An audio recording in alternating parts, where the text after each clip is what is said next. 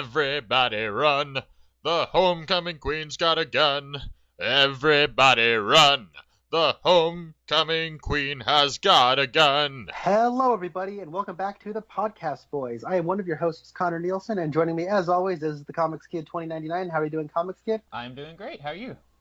I'm also doing very well. We are continuing our not Twin Peaks discussions. We have finished talking about the original series, Fire Walk with Me, and the revival, It's All Come and Gone, but we are still talking about, well, I should say, returning back to discussing films and television show episodes that the cast of Twin Peaks has appeared on in previously or after being on Twin Peaks. So I picked Carrie, which stars Piper Laurie, and Comics Kid, why don't you tell us a little bit about Carrie?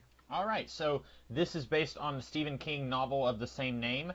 This was Stephen King's first novel. Fun little fact, my freshman year in college, the last Stephen King thing that I ever read was On Writing, which is half notes on the craft of writing, pointers for aspiring writers, and half autobiography. And he mentions that he was like probably 30% to halfway done with the manuscript for Carrie, and he threw it away. And then his wife found it, dug it out of the trash, read it, and basically said, "Are you insane? This is really amazing. This is something. You need to turn this into something." And so, without Tabitha King, we would not have the famous Stephen King as he is today. So just throwing that out there. But this is the story of a girl named Carrie White, not to be confused with Perry White, the editor of the Daily Planet newspaper. As soon as I found out that her last name was White, my mind immediately went to DC Comics. Anyway, so she is a very, I don't want to say odd girl. She's socially awkward. She was raised by, I believe, Margaret White, who is played by Piper Laurie, who is Catherine in Twin Peaks. And Margaret is a bit of a religious fanatic. She beats Carrie and abuses her and drills all of these religious ideas into Carrie, making her think that she is at fault for things that are not her fault. And Carrie is a high school student, and we see her at the beginning of the movie. No one likes her, and then she has her first period, which is, a thing that women go through starting around puberty. And they even comment on how she's a little old to be having her first period. And then we find out very early in the movie that she has telekinesis, and she is finding this out along with us. And then the rest of the movie is leading up to what probably everyone on the planet already knows about, where she is nominated homecoming queen at the prom, or I guess prom queen, she's nominated prom queen at the prom. That would make more sense. And it's all fixed up. Like, it's all a hoax. Presumably, she would not have actually won if it was an honest election, or maybe she would have, I don't know. But they end up, two of the, shall we say, the school bullies pour some pig's blood on her, and she massacres the entire population that's there at the prom. And then she goes home and kills her mom and then destroys her house. And you know what? We should have said there are spoilers in this movie, in this podcast. Sorry. This is like a 30, 40-year-old movie, but anyway, I feel like part of that is stuff that everyone knows anyway. But anyway, Connor, what did you think of this movie? Because you and I, neither one of us had seen it before watching it now. So what did you think of this?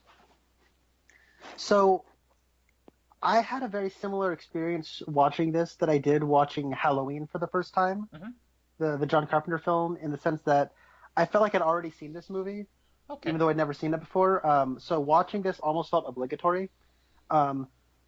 Had this movie not been spoiled, like everything about this movie not been spoiled ever since I could learn how to walk, like I feel like I've been, oh, pig's blood, oh, prom, oh, it's Carrie, oh, telekinesis, oh, religious fanatic mother, oh, closet, oh, John Travolta in a few scenes, oh, like I felt like everything had been spoiled for me. Like the only thing that wasn't spoiled for me is the very end with the stuff at the house. Right.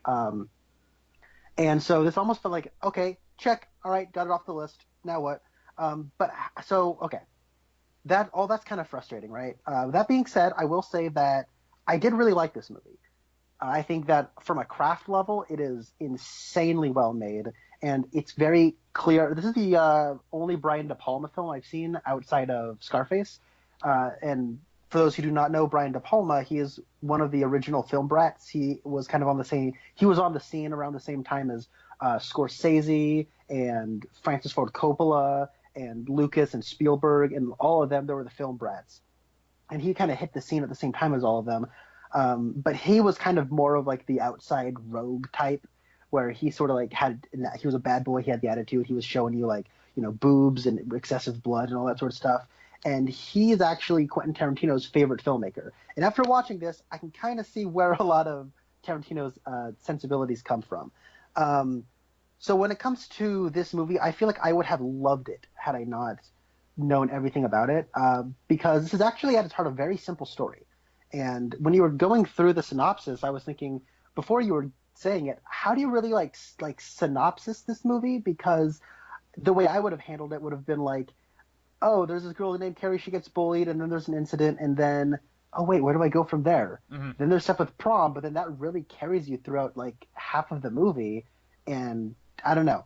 So I really like this movie. I have a feeling you probably didn't like this movie, but this is also something that should be noted, that it was Stephen King's first novel, and 2 years later it was adapted into a film, and it's the first film to be to be based on a novel by Stephen King. Mm-hmm. So that's something to know. What did you think of this movie, Comics Kid? I didn't hate it. I don't think I would ever watch it again. Part of the reason is it makes me a little uncomfortable.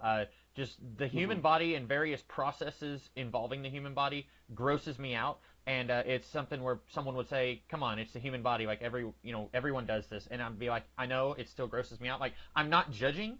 It's just something I don't want to hear about or see. Like, when I was in high school, there were some girls I knew who had a code word for whenever this kind of thing was going on, and then some guy friends of mine were like trying to find out, what does this code word mean? What is this? And I was like in the middle of this, like trying not to get involved, and when like I kept hearing all this, like, okay, now I know what they're talking about, and I don't want to know. And then like they kept like bringing it up, and I'm like, guys, stop, this is gross. So like this kind of thing grosses me out. So it's again, I'm saying like it's nobody's fault. Like this is something, it happens to everyone. But this is something that it's very brave for a writer to tackle something like this, especially a male writer who presumably doesn't know much about it. So like, this is immediately, I feel like something that makes it more of an air quotes adult story.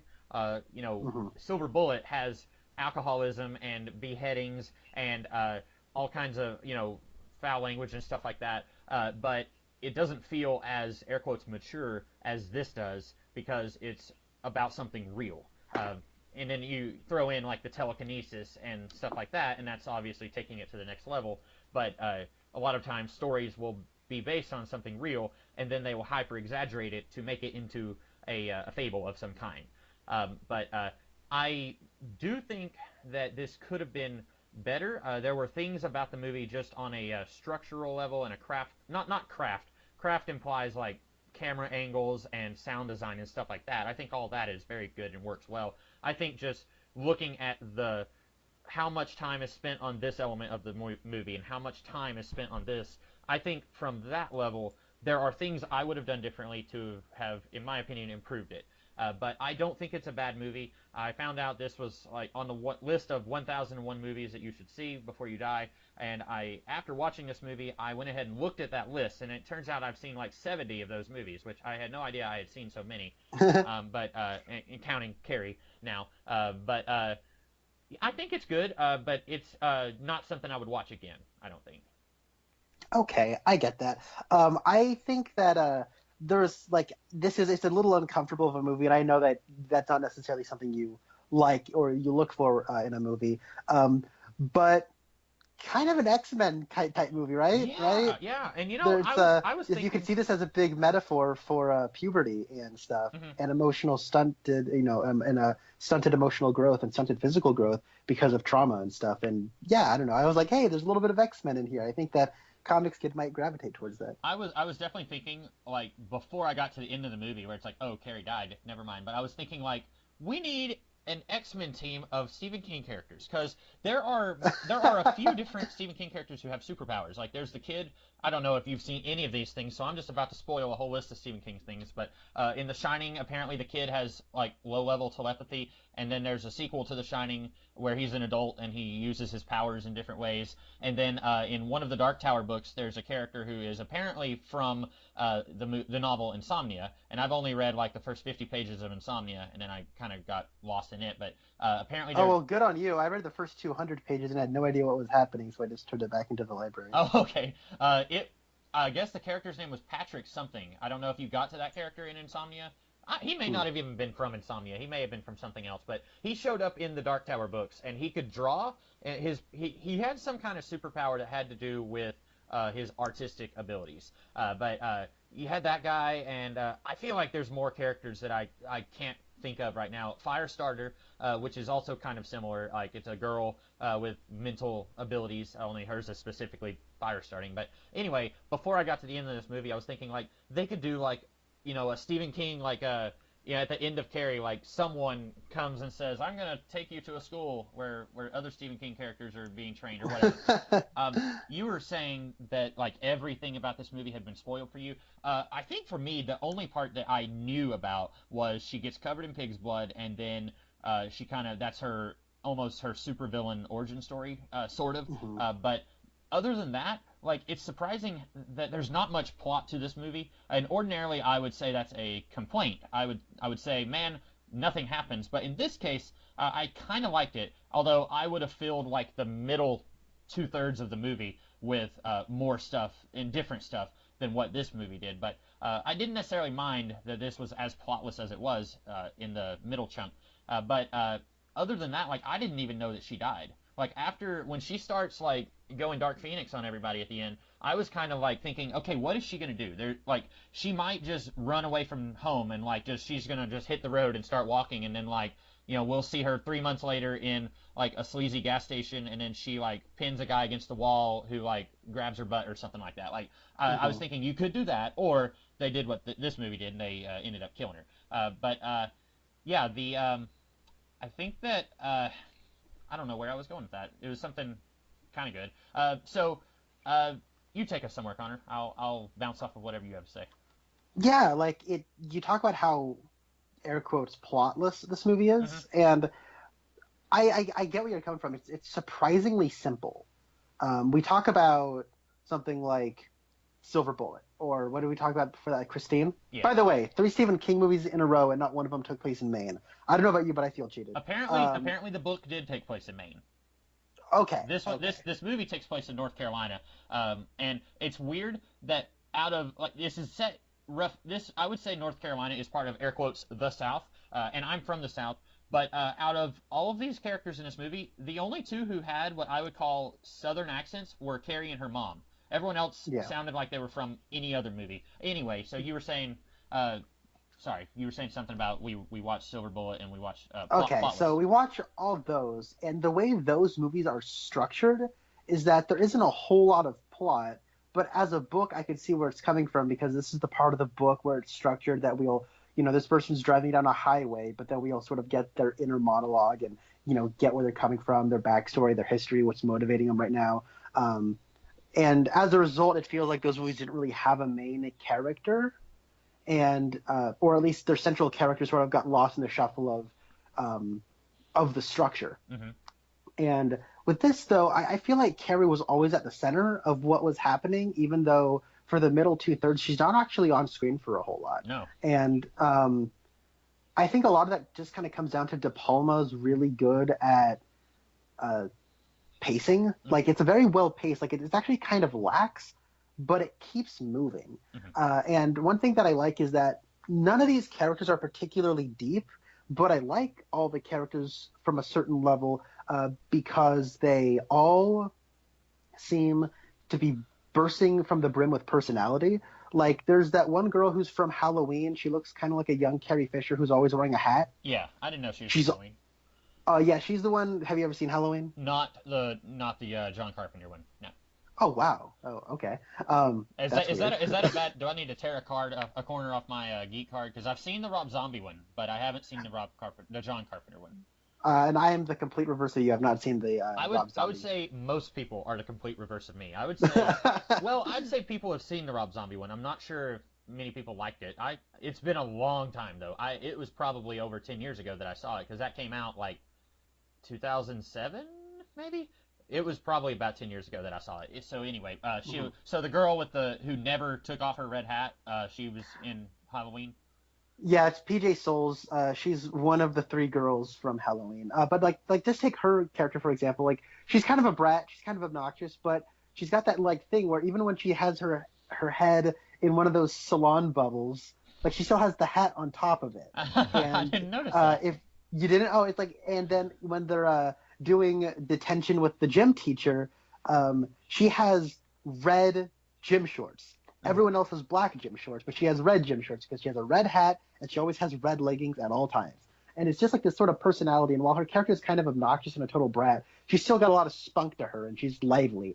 I'm also thinking about the character of Tommy. I actually really like this character. Me too. He's kind of, and like his whole thing, like that whole part where he's just with some friends putting on tuxedos, like that whole scene is actually a really funny scene. I don't know if you ever see those characters ever again, but just that one little scene, I felt like I knew them, and it's just a really. I think the movie, and I think particularly De Palma has a really good sense of characterization, a really good sense of place, and knowing who people are. They're sort of playing on archetypes, but they're kind of funny. And then you have the really evil girl, whose death is not satisfying enough, Nope. and John Travolta. Their back and forth banter is actually kind of funny. She keeps calling him a dumb expletive, and he's always like, "Hey, don't call me that," but he still puts up with her and all that. Like, there's a good sense of place. There's a real vision here when it comes to the characters specifically, and there's a lot of personality. And I liked being around these characters, even if I didn't like the characters in and of themselves, because I did think that this was a movie chock full of a very satisfying ensemble. Hmm. And I agree with you. You said that it's playing off archetypes, and to a degree, you're right. But I like that in a similar way. We mentioned this with Christine, how like the jock, who is Arnie's best friend, like typically those two characters would not interact with each other in a movie that is just using archetypes and isn't bothering to play around with it a little bit. They're kind of doing the same thing here. When we're first introduced to Tommy, I was thinking, okay, he's going to be John Travolta's best friend, and he is going to be like in on the prank somehow. And then, like when we first meet him, he's a jerk. He's like Christine. No, not Christine. The car is not in this movie. Carrie. I'm probably going to do that a couple of times because they both start with the letter C. So Carrie is in the back of the class, and she says his poem that he wrote is really beautiful, which it took me a little bit of time to process that he wrote the poem because the teacher's reading the poem and that teacher was like high the whole time because he's like when Carrie says, I almost did it again, when Carrie says it's beautiful, he's like, oh, beautiful for spacious skies, that's what you mean, right? And I was thinking, like, who talks like that? And then but when he was talking, he reads the poem and then he said, this is quite different than throwing a football or making a tackle or something like that. And I thought he was just insulting the football guy. I thought it was kind of like, I don't know, a slightly modern Americanized version of the music video for Another Brick in the Wall, where the teacher is just like insulting a student and he can get away with it back in the 70s where you couldn't get away with that as much now. I thought that was what he was doing. It wasn't until he's asking her out at one point when he says, I'm doing it because you like my poem. And I thought, wait, he wrote that? And like, usually, I don't know, like maybe this is me stereotyping, but usually the football jock is not going to write a poem and then turn it in for the teacher to read in front of the whole class. Like, usually if your football jock writes poems, he's going to keep that secret to his grave. He's not going to let anyone know that he does that. And I like that, like, when we start off with him, and she says the poem is beautiful, and then he mumbles on his breath, you suck, to Carrie.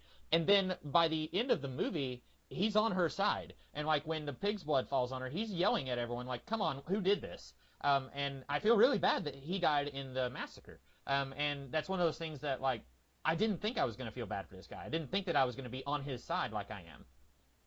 Mm-hmm.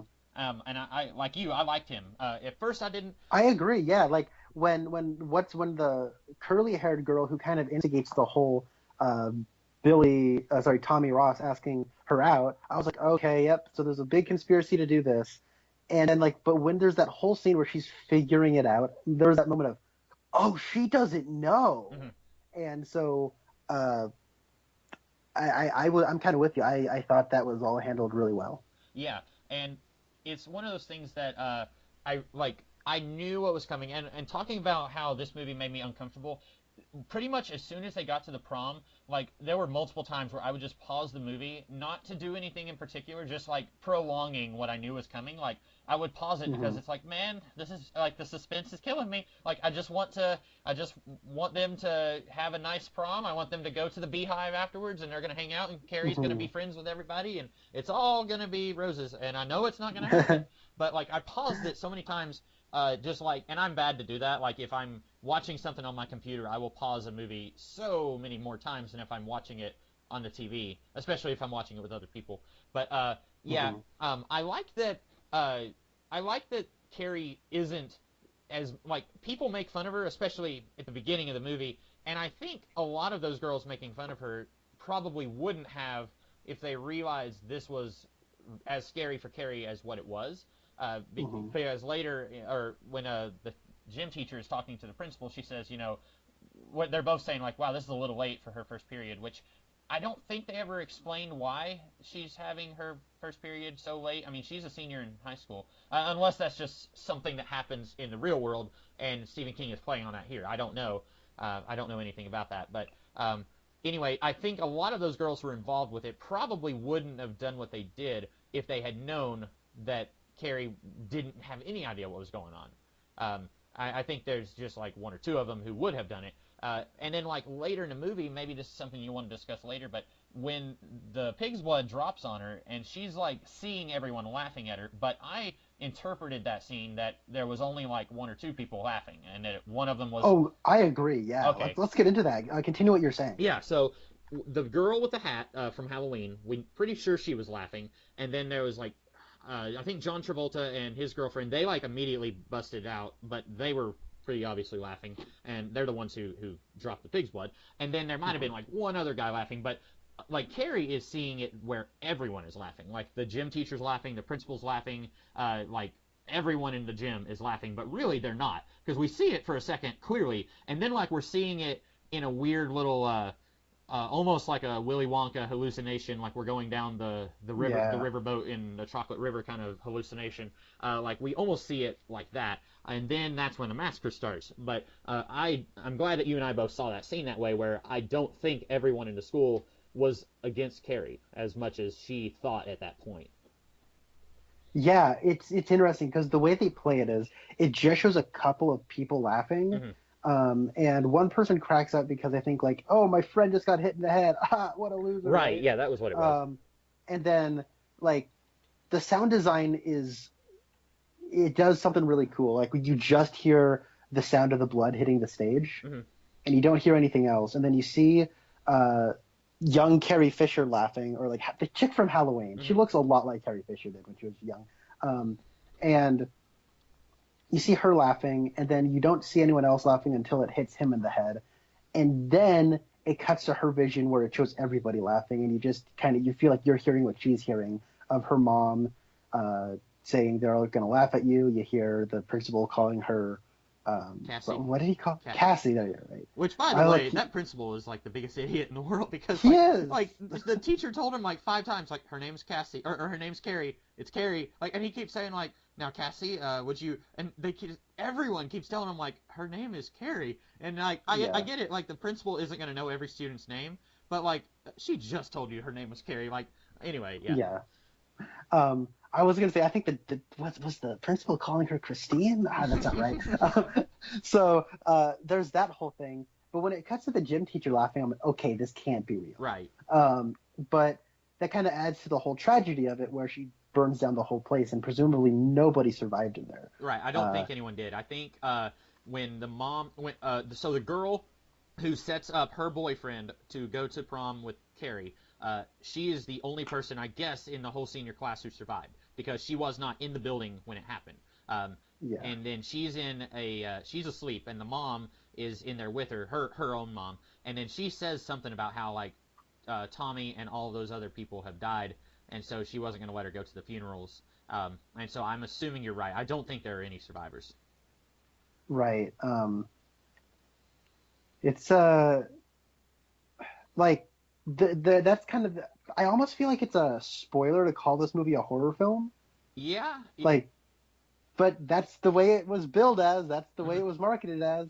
Her covered in pig's blood is the poster of the movie in 1976. Mhm. Uh, and you know, when I went to the movie rental store to rent Carrie, you know, there she is up there, all covered in blood in the horror section. It, And it's kind of so, like Planet of the Apes, the original Planet of the Apes. You cannot watch that movie if you haven't seen Planet of the Apes, the 1968 movie. By this point in your life, you cannot go into that movie without knowing that it's set on planet Earth. Like that's something that mhm, has permeated the pop cultural subconscious. Like if you buy the movie, it's right there on the cover of the movie. I have that movie, and it's right there on the cover. It shows the Statue of Liberty. It's a huge spoiler because it's literally the last minute of the movie where you find that out. But like it's the same thing here. mhm. Yeah, and oh man, it's that's a bit disappointing, but because a lot of that stuff, like, you know, everyone talks about the prom scene in this movie, right? Hmm. I actually think like the prom scene is like a very memorable scene, even outside of the big pig's blood stuff. Yeah. Like there are three shots that are extremely impressive. Hmm. The one I'm thinking of is right when they walk in, and it's you see the band playing, and it's this overhead shot of everyone dancing, and it slowly moves around.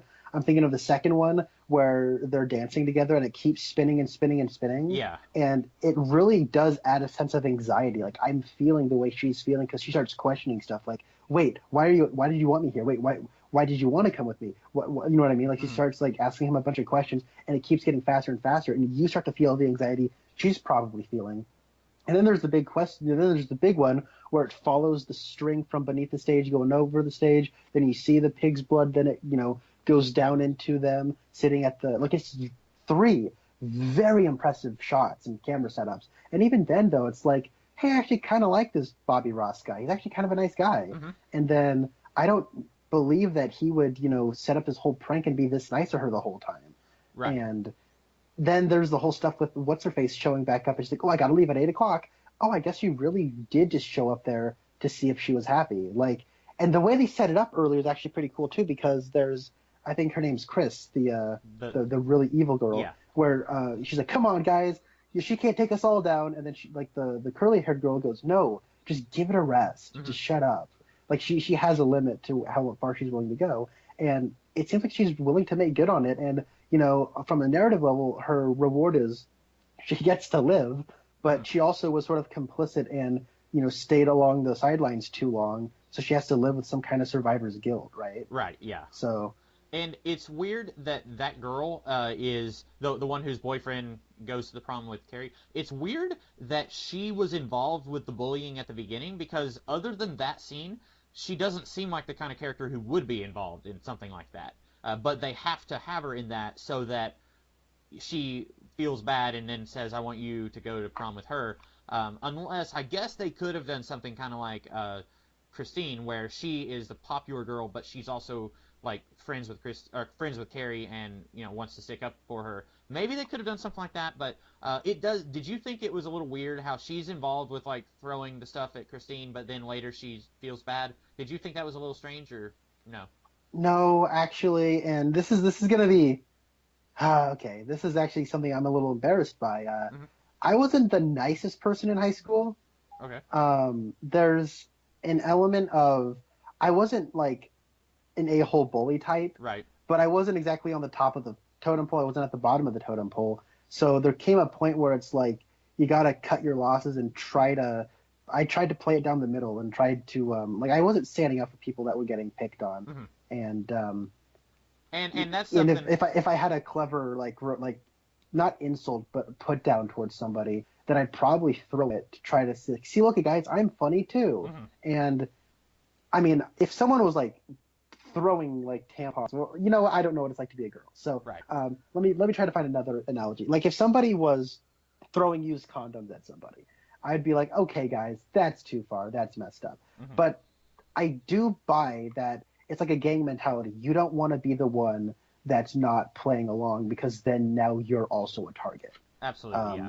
And So there's that whole business, and that's why I kind of believe her going along with it. okay, you've sold me on it because I was thinking like, you know, well, as you started to talk about that, I was thinking like, yeah, there's a lot of people in high school. They're not necessarily the alpha who is going after the person who just wants to be left alone and doesn't want to be, is just having a really crappy 4 years of high school. But then 80%, 80 to 95% of the people are just along for the ride. Like they're just passive observers almost. They're not going to interfere, nor are they instigating, if that makes any sense.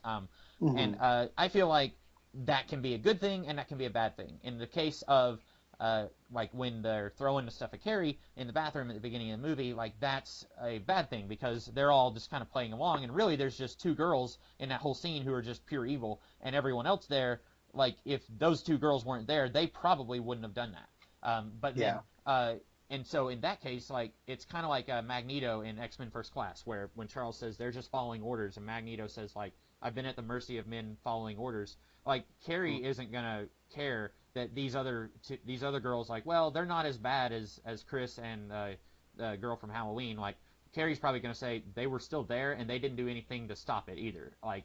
But then later in the movie, and I'm not trying to say that John Travolta was like a model citizen or anything, but so his girlfriend is the evil Chris, and she starts manipulating him sexually. She starts doing something sexually to kind of manipulate him into being a bully, being an accomplice, if you will. And she says, "I hate Carrie White so much," and he says, "Who?"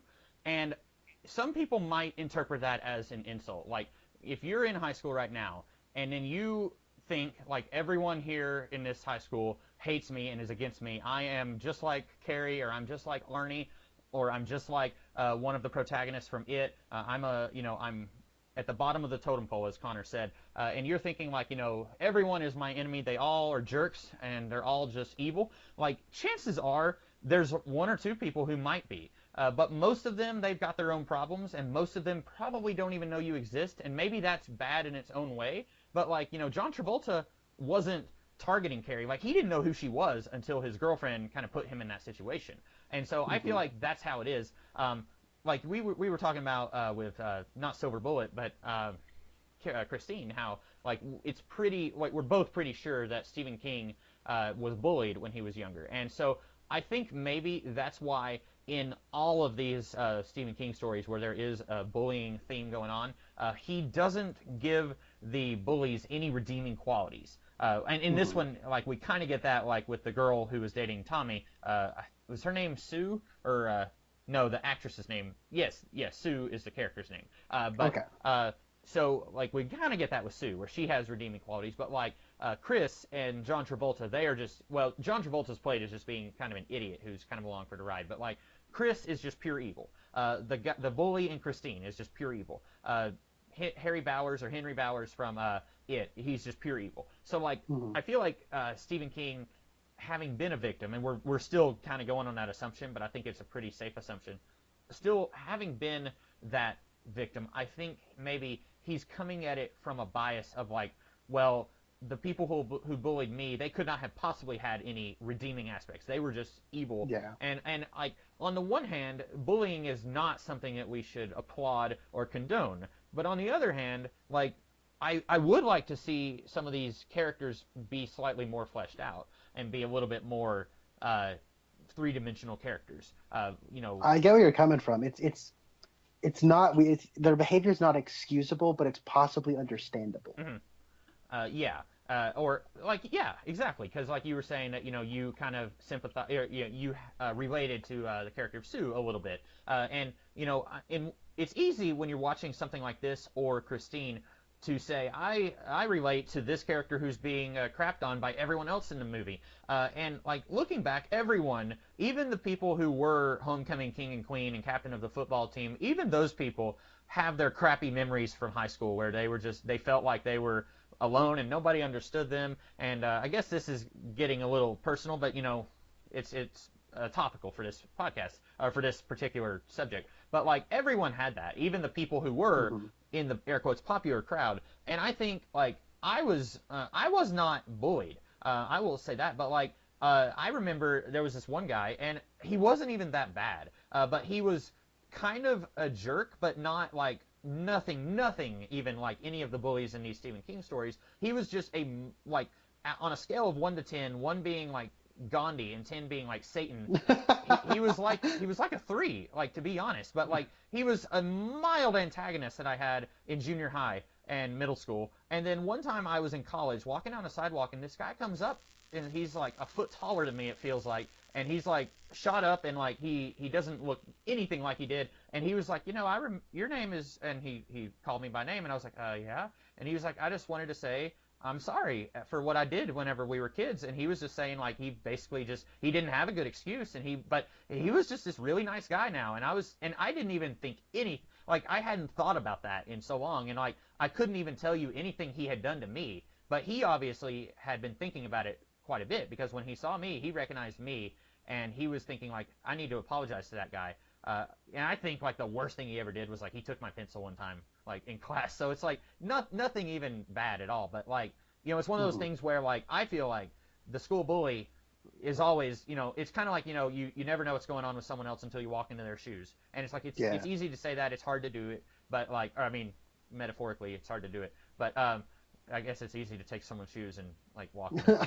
But no, I get exactly where you're coming from. But like, it's one of those things where I feel like when I was in high school, it was somewhat easy for me, because like somewhere around my sophomore year, I shot up like a foot, and so suddenly I was like 6'3", and like, there were people who were in the air quotes popular crowd. Like, I'd be standing next to them in lunch, and I'd hear one of them say, "Holy cow, he's tall." And so it's like, no one is going to like come up and like shove me into a locker when I'm 6'3" or whatever. So it's one of those things where that kind of gave me a free pass at that point. But even then, like, I just stayed quiet and kept to myself. So I don't feel like I necessarily identify with Arnie or Carrie, because I felt like I was just there, and I was just like counting down, like, man, I hate school just because I just don't want to be here. I'd just rather be home, doing the stuff that I enjoy doing. I don't hate school because like these people make it miserable. I hate school just because like no one wants to be in school. And I feel like, so I was kind of in the middle of the totem pole too, in a different way, if that makes any sense. No, I get you. Yeah, that's a good insight. And in terms of like bullying, my worst experience was probably in second grade. There was this guy named John. He was a punk, and one day he took my basketball from me. And I was like, "Hey, I wanted that basketball." And so I went to go grab another basketball. Then I went, "No, I'm not grabbing another basketball." So I went right up to him and I punched him in the face. Oh. Did you get in trouble? I got suspended for the day. Okay, I was gonna. And then my dad took me to go get McDonald's, because he's like, "Yeah, that's how you stand up for yourself." so I think after that, nobody really like messed with me. They just sort of left me alone. Mm-hmm. And that was just kind of the way it usually was throughout most of school. This is getting remarkably personal. I know. But I guess after you talk about 3 Stephen King movies where bullying is a principal thing in all 3 of them, and it's I don't know. I guess that happens. One thing I'll say about this movie though is that I was a little like weirded out by the opening credits. How we're getting a lot of slow-mo shots of young women in the nude, and I was like, this is weird. These are underage girls. Like, I mean, not the actual actresses, right? The characters are. And I'm like, I mean, I think the implication of, like, or the idea behind here is that, like, look how perfect and wonderful it all is. Look how great it is to be popular. And then we get Carrie, and she's all by herself, and then we have like these long shots of her washing her body. And I was like, okay, this is a little weird. What am I supposed to be feeling, right? Mm-hmm. But then actually, like, immediately comes the point. She starts bleeding, and you're like, oh, that's the point. This is sort of like her last moment of, like, solitary peace before it all goes to crap. And, I thought that the way De Palma handles expectations is actually pretty cool and interesting. Mm-hmm. Yeah, and I agree, and I think that. Speaking of that scene, so apparently, like, several of these actresses were a little apprehensive about being in the nude, and then, and I read the trivia on this movie after I watched it. That's the thing I like to do, was read up on the trivia and stuff. And apparently they were all like, I don't know, and then he showed them the shots of Sissy Spacek, who plays Carrie, and they were like, okay, yeah, we'll do it if she's going to do it. And also, there were rumors that apparently there's a couple of connections to Star Wars, because this movie came out, was it 78 or 77? 76. Okay, so right before Star Wars. Right, A New Hope is 77, and apparently they were shooting just right around the same time. Apparently there were rumors that Sissy Spacek was cast as Princess Leia, and Carrie Fisher was cast as Carrie in this movie, and allegedly, because she was going to have to be nude in this movie, and Sissy Spacek was okay with it, and Carrie Fisher wasn't, they swapped. But then Carrie Fisher much later said that was not true. She was never attached to this role. So presumably that's not true. Carrie Fisher claimed that she had no problem being nude, but I don't know if that's ever something that, she did. I don't know. But also, apparently, the girl who played Sue and her boyfriend in this movie, I believe the actor's name is William Catt. Tommy Ross is the character's name. Yeah. Apparently, they were originally, they had either they were attached to play the characters, or they tried out to play, respectively, Princess Leia and Han Solo. Or no. Oh, really? Princess Leia and Luke Skywalker, sorry. Okay, that makes more sense. Yeah, but and so there's a lot of Star Wars connections here, and when you were mentioning the film brats, and I was thinking George Lucas, and then you said it, and I was like, yep, there's like a whole connection there between this movie and that one. That's really interesting. Mm-hmm. Also, you were talking about how, like, the actors are all older than the characters they're playing. Apparently the gym teacher was only, like, 3 years older than the evil school bully in real life. I'm sure like they did some good makeup work as well. Because she does look older. She does, yeah. But I mean, I'm sure like if you took away like the makeup and all that stuff, you could probably have them looking rather similar. I actually really like the gym teacher. I think she's a really cool character. Yeah, and she's possibly the only person who is just, well, she and the girl, I would say she and the girl who's dating Tommy, they are probably the only two who are 100% on Carrie's side. Yeah. I'm surprised we've been talking for how long? We haven't even talked about Piper Laurie yet. She was nominated for Best Supporting Actress, and Sissy Spacek was nominated for Best Lead Actress at the Academy Awards. Okay. Did you, I will say, I think Piper Laurie's performance is a little over the top, and I'm sure that is partly Ryan, is it Ryan or Brian? Brian. I'm sure it's partly Brian De Palma saying, like pump it up, like, let's make it more over the top. Kind of like how allegedly in Batman and Robin, Joel Schumacher was yelling at him through a megaphone, like, attention, we are making a cartoon. Like, I'm just imagining, like, Brian De Palma telling Piper Laurie, like, hey, you need to ham it up a little bit more. Like, but apparently Piper Laurie, when making the movie and to this day, considers this to be a black comedy and not an actual horror movie. Really? Based on the performance she was giving, she felt like there's no way this could be a serious movie. And I would say, just based on her performance, she has a good point. Because her performance is ridiculously over the top. I think it is. Like, she could have been evil and also scary. But, like, it's hard to take her seriously, partly because of the accent. And, like, we know that's not a real accent because of other things we've seen her in. But also, like, I don't know, it's just really difficult for me to take her seriously in the movie anyway. And she does some really morally reprehensible stuff. So it's not like she's just a goofball in the movie, but I don't know. It's just hard for me to take the character seriously. I get where you're coming from. I like Piper Laurie's performance though. Like, she's certainly committed. She's all in 100%. I think, like, I'm trying to think, where do you think she came from? And I'm speaking mostly from a place of like when she was younger, what was the big role she had? Because, like, I don't know. I feel like this isn't the movie that, like, a bunch of people saw and were like, whoa, who is she? Let's give her a nomination. This felt like more like, oh, it's Piper Laurie. She was great. Let's give her a nomination, because it's a pretty slow year for Best Supporting Actress category. Mm-hmm. You know what I mean? Like, and Piper Laurie was nominated for Best Supporting Actress in Twin Peaks for both seasons at the Emmys. Oh, okay. Even though she's barely in season 2. And so it's like... Well, now hang on a second. Are you forgetting her classical turn as Mr. Tajimura? Tajimura. I was going to say something that's like, and it would sound a little racially insensitive, because I'd be thinking, like, is that the right name? Was it like Nakamura, like Hero from Heroes? And then you said it, and then you saved me. But she... I was looking her up on, reading the trivia, and apparently, like, there was a huge break in her career from. Oh yeah, it is. 'Cause, Wow, it's huge. yeah, like this was in '76. The previous thing she was in was a TV movie in '66, and then she was in an episode of a TV series in '64. So like, there was like not a lot of stuff she was in. So this, in a lot of ways, revived her career. So like, even though I'm sitting here saying like it's a kind of a goofy performance, like it did something right. Like she was doing something right because this really, like, I guarantee you she would not have been in Twin Peaks if it wasn't for this movie. I think I completely agree. Okay, the last movie she was in, like theatrically released feature film, was in '61 before '76. Yeah. That's 15 years, and it was The Hustler, where she played a character named Sarah Packard. Funny enough. Oh, okay. And Packard was Catherine's maiden name, so Yeah. that's probably where it comes from. And there's also Sarah Palmer, so it's like we're combining characters. Oh my God, you're right. Yeah. So she was nominated for an Academy Award for Best Actress in The Hustler, and that was a film that was made by Robert Rossman. I'm trying to think if I. Oh, Paul Newman was the lead of that movie. That's probably where I've heard that movie before.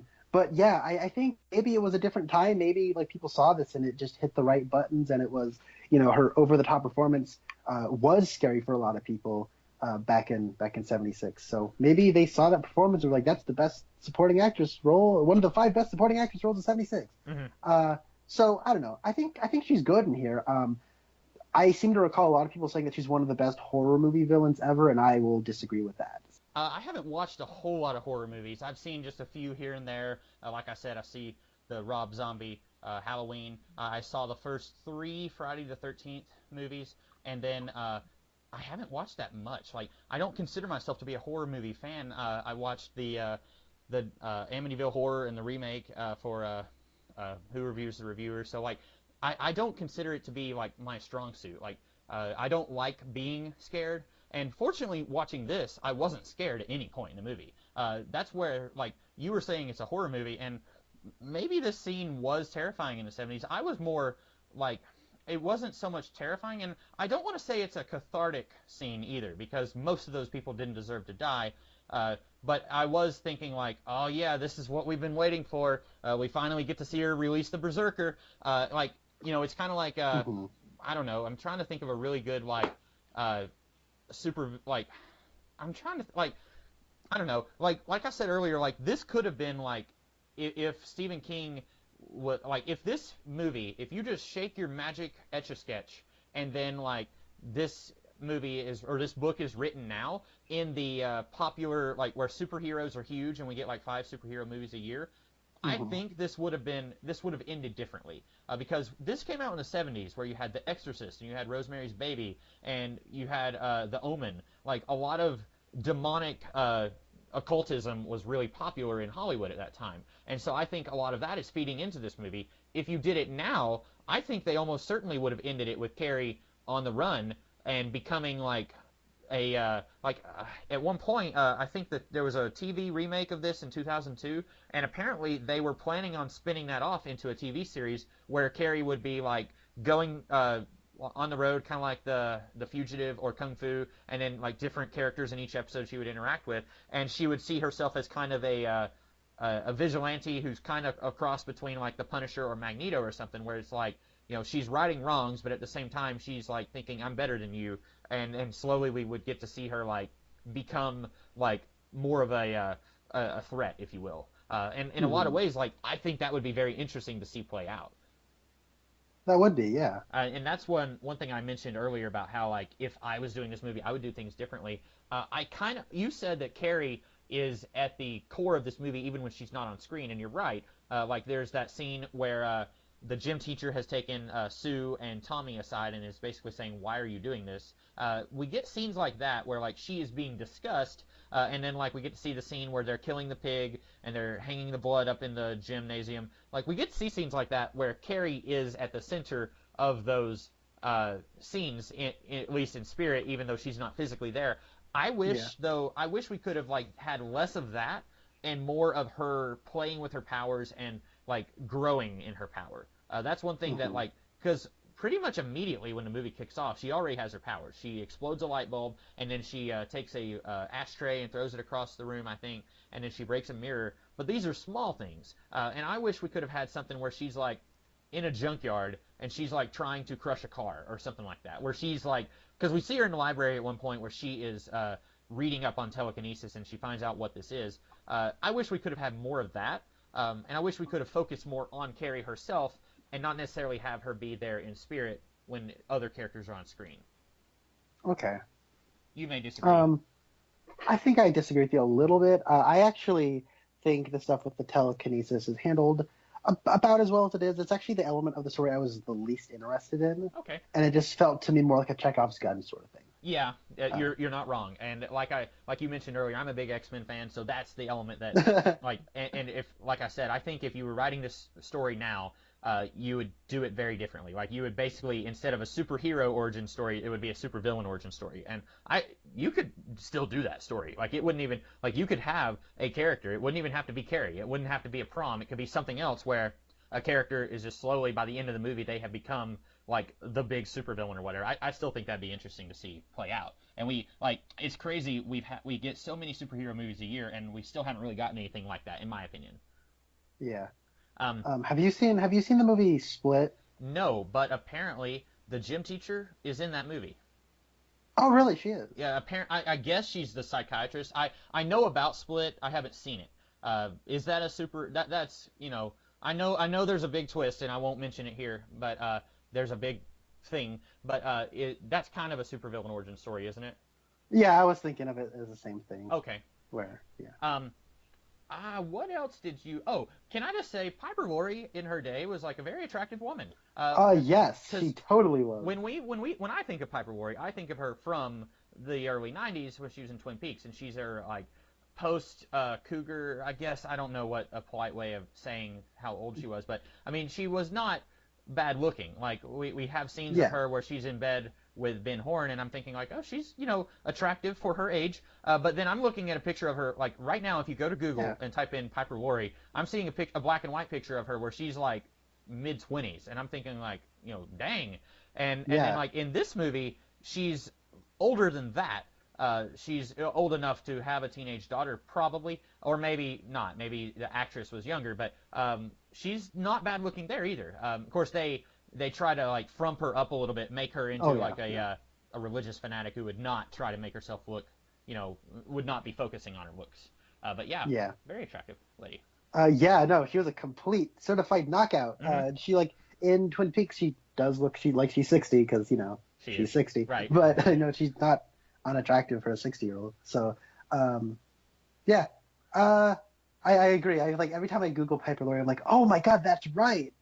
Yowza. Mm-hmm. So, I don't really have much to add about this movie. It is a little disappointing when you watch a movie that you feel like you've seen, even though you haven't seen it before, because everybody and their mother won't shut up about it. Right. So, I do like it, though. I think that now that I've gotten it out of the way and I go back to revisit it, I will like it more. Mm-hmm. And that's what happened with Halloween. That's a movie that when I first watched it, I went, all right, yep, everything that I was told it would happen happened exactly the way I was told it. And I was like, check, it's off the list. And then, like, last year, I think it was on TV around Halloween time. And my stepdad had it on TV and I was watching it. I was like, hey, you know what? This is a really good movie. Mm-hmm. So I think a similar thing will happen when I go back to see Carrie. Yeah. I have one little thing to say before we close it out, but it's about near the end of the movie, after the prom. Carrie has gone home, and there's this really creepy scene where, like, there's a billion candles in the house that have all been lit, mm-hmm. and Carrie can't find her mom, so she takes a bath, which, FYI, if I ever get covered in pig's blood and then I have to walk home, I would probably shower instead of, bathing in I'm with you there. Yeah, but anyway, that was gross. And then she gets out of the bathtub, and then she's calling for her mom, and her mom is already, when Carrie left to go to prom, she's like, do not suffer a witch to live. And so we already know something creepy's going on. And as we saw Carrie going into the bathroom, we see Mrs. White hiding behind the door, looking extremely creepy. Like, that was probably the scariest part of the movie, where it's like, once Carrie passes her, we just see the mom standing there, and I'm like, whoa! And then, so she comes out, and she's hugging her mom, and her mom is like, oh, I should have killed you, and I should have sent you with the Lord. And Carrie isn't reacting to any of that. Like, she's just hugging her mom, and then her mom says, let's pray for the last time. And I'm thinking, like, Carrie, she's going to kill you. Look at the signs. And like she raises a knife, and I was seriously thinking like, okay, Carrie's gonna like do a telekinetic judo chop, and she's gonna like chop her arm off. She's gonna be like, I don't think so. She gets stabbed, and I was like, what? Like she got stabbed, and I was just like, no. Like how did that happen? Like that subverted my expectations more than like anything else I've ever seen in any movie ever. Like I seriously thought Carrie was going to use her powers to deflect the knife. And then I did like the imagery of earlier when Carrie is in the closet. We see this little statuette, and I thought it was actually a Christ statue, but according to Internet Movie Database, it's some saint who was martyred, and the saint had like multiple spears and knives in him, and then later in the movie. When Carrie is killing her mom, she's also stabbed her with multiple sharp implements, and it kind of makes her look like the statue. I thought that was neat, a nice little touch. But then after that, I didn't really know. I was like, okay, so was this a fatal stab wound? And we talked about how like I mentioned that really the only part of this movie that was spoiled for me was the prom scene. I didn't know what was going to happen, so like I was kind of surprised that like she destroys the house and then she dies, or maybe does she? Dun dun dun. With that whole very. Did you say you have or have not seen the Friday the 13th? Wow, the Friday the 13th movies. I watched the first one and thought it sucked. Yeah, that's the extent of my knowledge of Friday the 13th. I wouldn't say any of those that I've seen are like high art, but one of them, and I'm getting into some spoilers. I guess it's the one you've seen. It's at the very end of the movie. The girl is in the boat, and then Jason jumps out of the water, and it's like, holy crap! Like that's another scene where it's like when I'm scared, I instantly grab my chest. Like I'm just expecting to like feel that my heart is not beating because I've been scared, literally scared to death. And like that's one of those things where like I grab my chest, and then like that scene kind of reminded me of this, where again spoilers, but Sue goes up to the house, and it's like been buried under like charcoal or something, and then there's a little crucifix there, and somebody has spray painted it, and I was thinking, who did that? Because everyone who hated Carrie is dead. But then she reaches down to put the flowers there, and then Carrie's hand reaches up to grab her, and then it's a dream, and kind of like in Friday the 13th, it was a dream there, right? Yes. Okay. Well, no, it wasn't. Okay, because I feel like in the second movie it was revealed that it was a dream. I don't know. It's been so long. But anyway, and then I was like, oh, that makes sense. That no one painted the graffiti because it was a dream. But I'm still curious if Carrie somehow survived. Maybe not. Probably not. There was apparently. I kind of took it as a means of like, this is like the survivor's guilt that this character feels as like kind of bearing witness to everything and not acting earlier. Yeah. And apparently she is in a sequel. I have not seen the sequel, obviously. Boy, I was going to bring that up in a little bit, but yeah, let's talk about it now. Okay. You mention it. I don't know anything about it other than it's called Carrie 2, but there is no character named Carrie in that movie. It's an entirely different... It's basically the same plot of the movie, right? All right, so I have it pulled up. It is not called Carrie 2. It's called The Rage, Carrie 2. Not to be confused with Book of Shadows, Blair Witch 2. Oh, yeah. This almost sounds like The Scorpion King, where it's like The Scorpion King 2 is a prequel to The Scorpion King 1, but it's still called The Scorpion King 2. Mm-hmm. All right, so Barbara Lang paints a barrier around her living room to protect her telekinetic daughter, Rachel, from the devil. Barbara is soon institutionalized for schizophrenia. Years later, Rachel, living with foster parents, talks with her best friend Lisa, who has lost her virginity to Eric, a football player. The football players have a game where they sleep with girls and save points, revealing Eric never cared for Lisa. After Eric rejects her, Lisa commits suicide. Her death ignites Rachel's dormant and latent telekinetic powers. So, yeah, basically it's just Carrie. What's interesting here about the cast, though, is Sissy Spacek as Carrie White, Rachel's deceased half-sister, and the protagonist of the original film. Sissy Spacek turned down an offer to cameo in the film, but gave permission to have her likeness used in the film. So I'm guessing that the woman that Carrie's father ran away with, this is their child. Okay. Well, now I guess if you have to do a sequel, which I would say no, don't. But if you have to, then that's the way to do it, I guess. Say that the father is just going around creating all these crazy telekinetic girls who are just like a problem waiting to happen, I guess. But Yeah, and if you're gonna do a sequel, how about you don't do it over 20 years later? It came out in 1999. hey, now I will not have anyone besmirching Crocodile Dundee 3. No, I'm kidding. Well, okay, I shouldn't have said that because I just saw Blade Runner 2049. It was brilliant. But they've been like wanting to do a Blade Runner 2 for like years. Mhm. Also, it's a horror movie sequel. Don't do those 20 some odd years later. Oh, speaking of which, I think what's her face, the original Scream Queen, from Halloween. She's coming back to do another Halloween movie. Okay, I'm gonna rant about this. All right, I'm just, it's so stupid. It's so dumb. Okay, so Laurie Strode, played by Jamie Lee Curtis, That's right. the daughter of Tony Curtis and Janet Leigh. Janet Leigh was, of course, Marion Crane from Psycho. Oh, And so her daughter is Jamie Lee Curtis. She's in Halloween. Also, Donald Pleasance in that movie plays Sam Loomis. Sam Loomis is the character of Marion Crane's boyfriend who comes looking for her in nice. Psycho. So that's something that's kind of interesting. Also, there's another John Carpenter movie called The Fog where Jamie Lee Curtis and Janet Leigh are in it together. So yeah. Anyways, enough of the Psycho and John Carpenter and Halloween ties.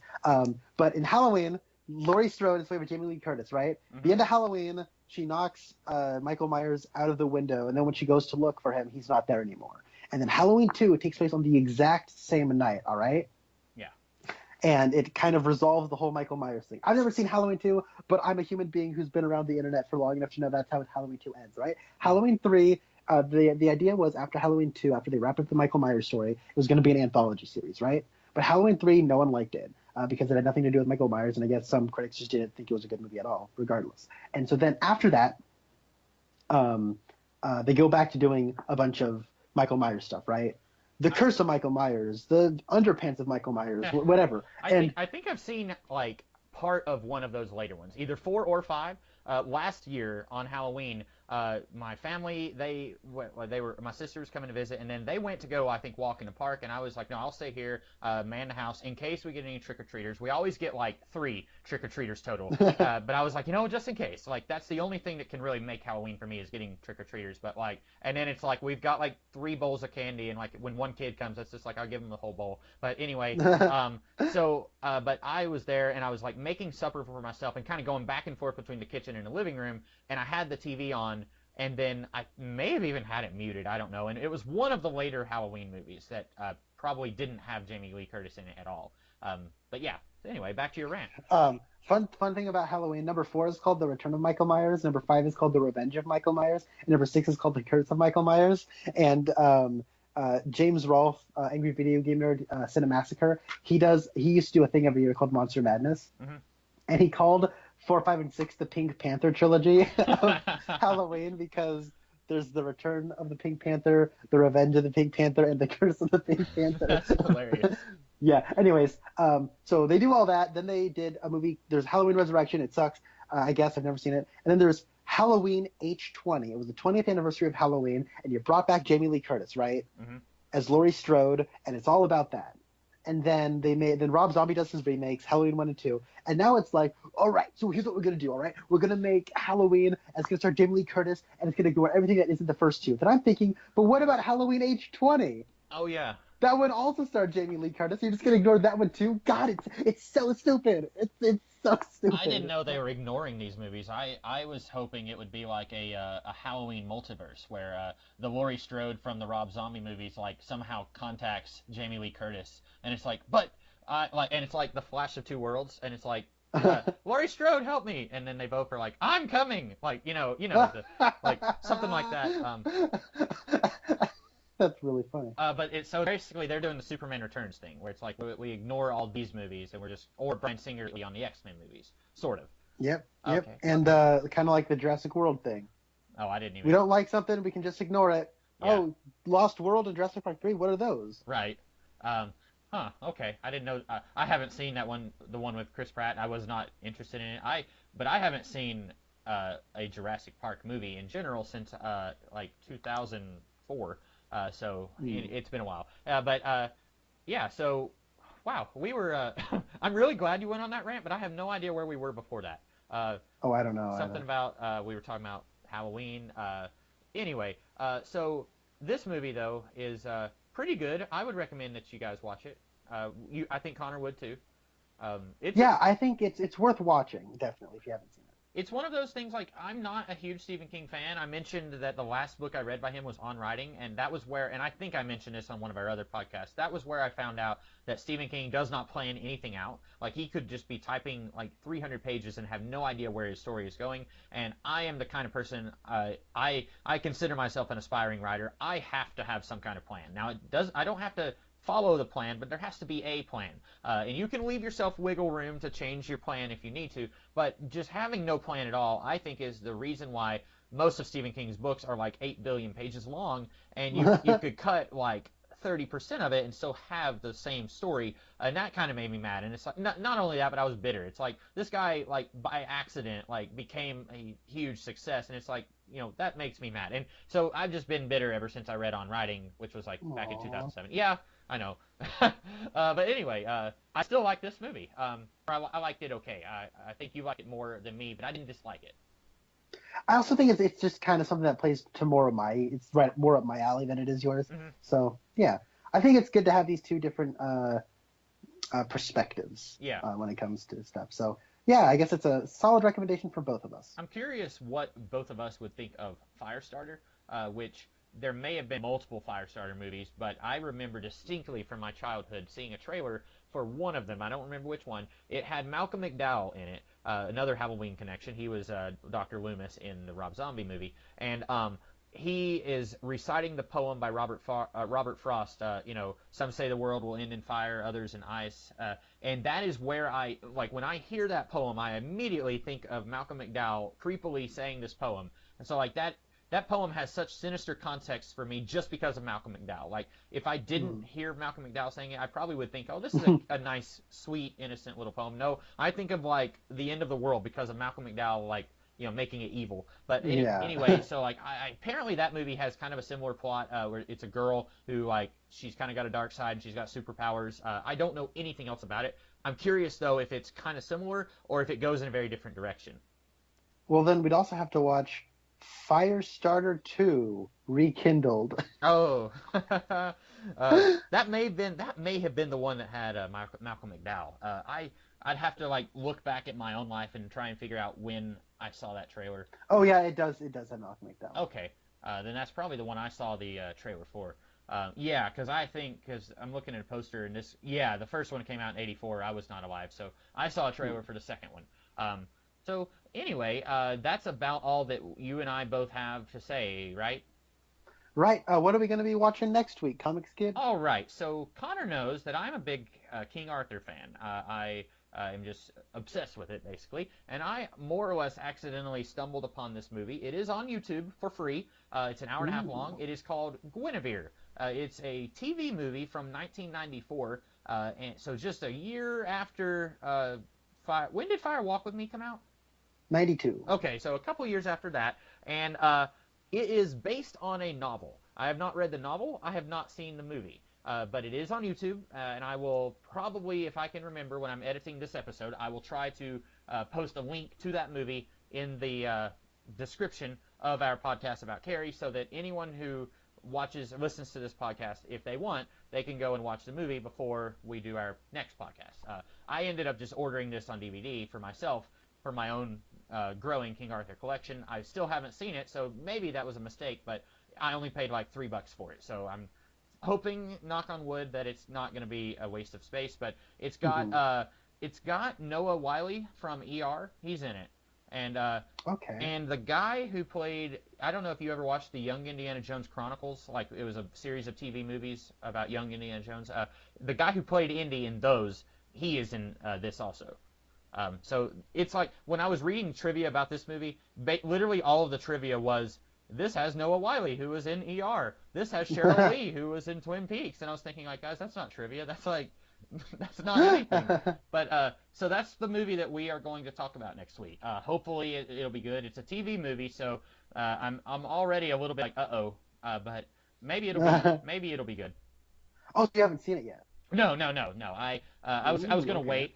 The reason I bought it was because I found it on eBay really cheap, and I kind of had this growing fear that, like, even though this was updated like forever ago or uploaded on YouTube a while back, I was kind of afraid that it would get taken down before we did our podcast. So I was thinking like, well, I better have a copy of it for myself. And then I ended up buying the Monty Python and the Holy Grail, also from that same seller on eBay, because they were having like a buy one get 15% off on another sale. So I was looking for other movies and I bought that, and I hadn't seen Monty Python before, and then I watched that one a couple weeks ago.